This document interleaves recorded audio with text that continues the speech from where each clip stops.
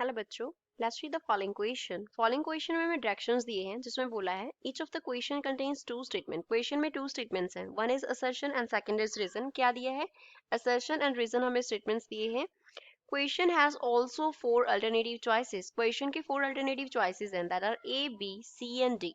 हमें क्या करना है? We have to select one of the codes. हमें ए से लेके डी तक जो कोड्स गिवन है उनमें से एक सिलेक्ट करना है। ए को सिलेक्ट करना है if assertion is correct, reason is correct and reason is a correct explanation for assertion.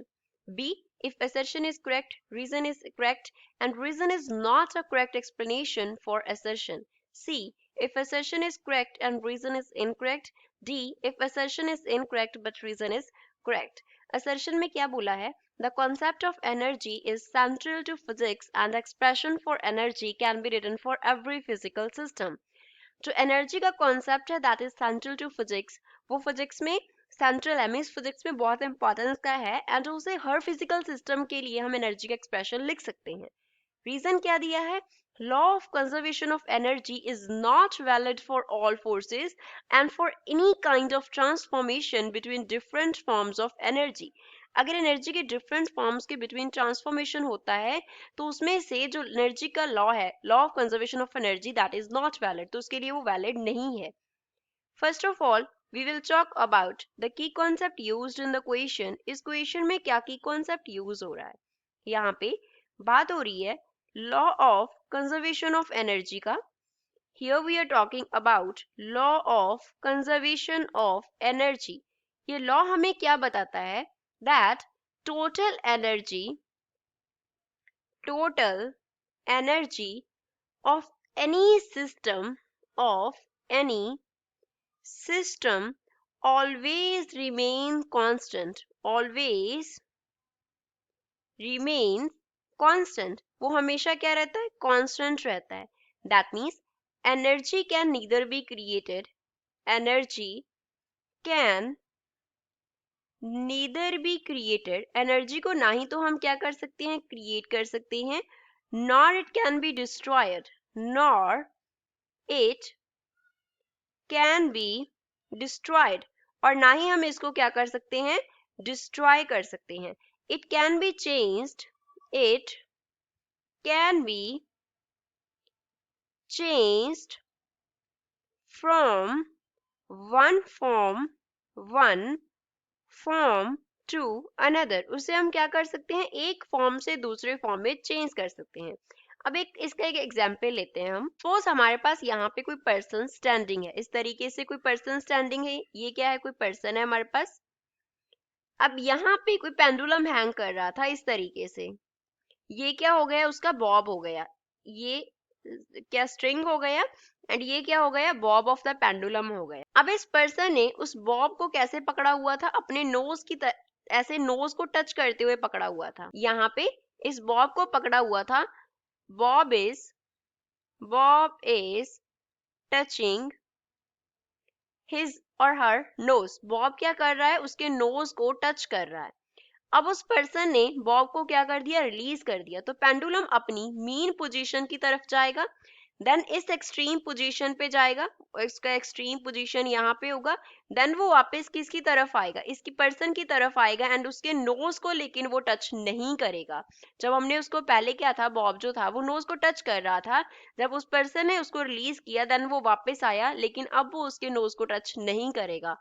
Bob will not touch his nose। जो पेंडुलम का बॉब था वो उसके नोज को अगेन टच नहीं करेगा। अब यहाँ पे क्या कॉन्सेप्ट आया है? Here we will apply the law of conservation of energy। जब भी कोई भी ऑब्जेक्ट जो है वो हमारे पास क्या होता है? रेस्ट पे होता है, तो उसके पास क्या होता है? पोटेंशियल एनर्जी होता है। कुछ भी अगर हमारे पास रेस्ट पे है then the body have potential energy, and if body is moving then body have kinetic energy। moving body है तो उसके पास क्या होगा? kinetic एनर्जी होगा। तो कोई भी फिजिकल सिस्टम हुआ अगर वो रेस्ट पे हुआ तो हम उसके लिए पोटेंशियल एनर्जी को डिफाइन कर सकते हैं, एंड अगर कोई भी सिस्टम है हमारे पास जो कि मूव कर रहा है then we can define the kinetic energy for the system. अब बॉब के केस में क्या हुआ है? जब बॉब यहाँ पे टच कर रहा था, पहले पोटेंशियल एनर्जी को सपोज हम P से डिनोट कर लेते हैं एंड किनेटिक एनर्जी को K से डिनोट कर लेते हैं। बॉब यहाँ पे नोज को टच कर रहा था, तो पर्सन ने होल्ड किया हुआ था, उसके पास क्या था, पोटेंशियल एनर्जी था। देन जब वो अपनी मीन पोजीशन की तरफ आया तो उसने वेलोसिटी गेन किया, यहाँ पे उसके पास क्या था, किनेटिक एनर्जी था। पोटेंशियल एनर्जी एक फॉर्म से दूसरी फॉर्म में कन्वर्ट हुआ, पोटेंशियल एनर्जी किनेटिक एनर्जी में कन्वर्ट हो गया। अगेन एक्सट्रीम पोजीशन की तरफ जाते जाते किनेटिक एनर्जी क्या हो जाएगा, पोटेंशियल एनर्जी की फॉर्म में चेंज हो जाएगा। अब वापस यही प्रोसेस होगा, potential energy will change to kinetic energy, again kinetic energy will change to potential energy. लेकिन जब जो बॉब मूव कर रहा था तो बॉब को क्या फील हुआ, बॉब को वहां पे एयर रेजिस्टेंस के अगेंस्ट मूव करना पड़ेगा। तो एयर रेजिस्टेंस की वजह से एनर्जी क्या हो जाएगा, डेसिपेट हो जाएगा, एनर्जी डेसिपेट हो जाएगा। तो एनर्जी डेसिपेट होगा मींस किस फॉर्म में कन्वर्ट हो गया, little of energy has converted to heat energy, energy heat energy में कन्वर्ट हो गया। तो उसका जो टोटल एनर्जी था, टोटल एनर्जी था, वो अब किस में चेंज हो चुका है, एक तो बॉब का एनर्जी, बॉब के पास जो एनर्जी है वो एनर्जी है, प्लस दूसरा जो हीट एनर्जी की फॉर्म में डेसिपेट हो गया। लेकिन टोटल एनर्जी क्या रहता है, कंजर्व रहता है। तो bob energy has been change, some of the bob energy has been change to the heat energy. तो इसी वजह से उसका एनर्जी कम होने की वजह से वो वापस इस पोजीशन पे नहीं जा पाता, उसका पोजीशन यहाँ तक रह जाता है। अब अगर यहाँ पे हाइट का डिफरेंस बढ़ गया तो पोटेंशियल एनर्जी उसका कम है, तो कम होने की वजह से वो नोज तक नहीं पहुंच पाया, वो पीछे रह गया। तो बॉब जो है वो नोज को टच नहीं किया। तो इस तरीके से किसी भी कॉन्सेप्ट को हम अगर एक्सप्लेन करते हैं तो law of conservation of energy is central. तो वो मेन यहाँ पे कॉन्सेप्ट था हमारे पास।